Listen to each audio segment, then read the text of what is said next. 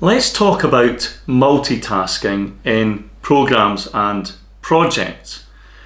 The big challenge with multitasking is that it massively impedes your ability to honour client commitments.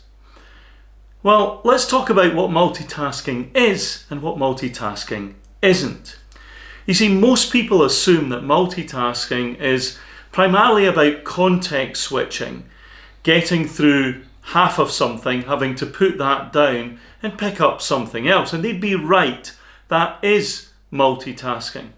But actually, something that's even more dangerous and gets in the way much more of honouring client commitments is working on the work in the wrong sequence or the wrong order.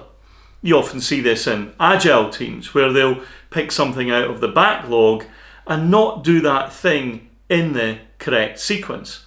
Often teams and projects do the easy stuff and leave the hard stuff to the end. So if you want to avoid multitasking and you want to be able to honour client commitments, you need to do two things. One, you need to focus and finish, be able to pick up something and work on that thing to the end.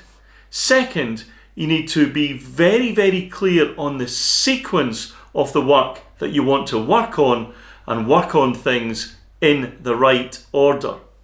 You're not only then going to maximize the capacity that you have by working on the right things at the right time, you're going to be able to deliver more of the right things in the right order for the right clients.